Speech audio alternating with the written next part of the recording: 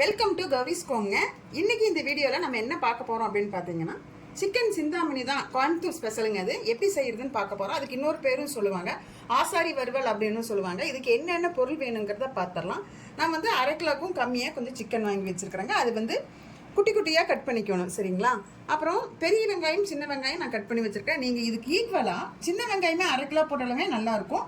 ஆனால் வந்து நான் பெரிய வெங்காயம் சின்ன வெங்காயம் 2 கலந்து கட் பண்ணி வச்சுருக்கிறேன். இந்த வரமிளகா வந்து இந்த விதையெல்லாம் எடுத்துட்டு ஒரு 10 மிளகா வரைக்கும் நான் கட் பண்ணி வச்சுருக்கிறேங்க. இவ்வளோ தான் எடுத்துருக்கிறேன். என்ன பண்ணலான்னு பார்க்கலாம் வாங்க. இப்போ வந்து எண்ணெய் ஊற்றி வச்சுருக்கிறேங்க வடை சட்டியில். எண்ணெய் வந்து ரொம்ப காய வேண்டாம், கொஞ்சம் மிதமாக காஞ்சா போதும். அப்போ இந்த வரமிளகாய் போட்டுக்கணும். வரமிளகா வந்து கருகாமல் வறுத்துக்கணுங்க. இப்போ பாருங்க, இந்த அளவுக்கு வறுத்தாச்சு. கருகக்கூடாது, இது கருகலை. இப்போ வந்து வெங்காயம் போட்டுக்கலாம். வெங்காயம் போட்டு நல்லா வதக்கணும். இப்போ பாருங்க, இந்த அளவுக்கு வதக்கியாச்சு கண்ணாடி பதத்துக்கு. இப்போ நம்ம சிக்கன் போடலாம். ஏற்கனவே கொஞ்சம் உப்பு போட்டுக்கிறேன் வதங்கறதுக்காக. சிக்கனையும் போட்டுக்கலாம்.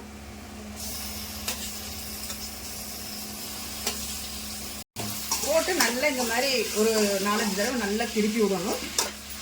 இதுலேயே இப்போவே கொஞ்சம் உப்பும் போட்டுக்கலாம்.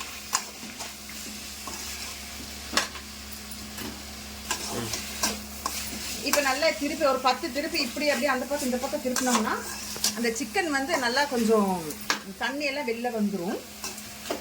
வந்து நல்லா கொஞ்சம் வெந்திருக்கும். அதுக்கப்புறம் வந்து தண்ணி ஊற்றி தான் வேக வைக்கணும். இது முங்குற அளவுக்கு தண்ணி ஊற்றிக்கலாம்.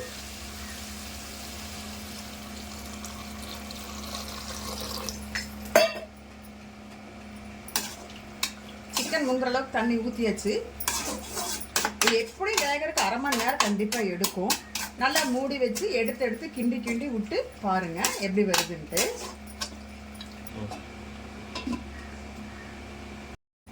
இப்போ பாருங்க, 40 நிமிஷம் ஆச்சு நான் வச்சு. தண்ணி எல்லாம் இஞ்சி நல்லா அப்படியே வந்து அந்த சாரெல்லாம் இறங்கிருக்குது. இப்போ ரெடி ஆயிடுச்சு. நீங்கள் இந்த ஸ்டேஜில் உப்பு காரம் எல்லாம் பத்தலைன்னா கொஞ்சம் சேர்த்திக்கலாம், சரிங்களா? இப்போ நம்ம சாப்பாட்டுக்கு வச்சு சாப்பிட வேண்டியதுதான்.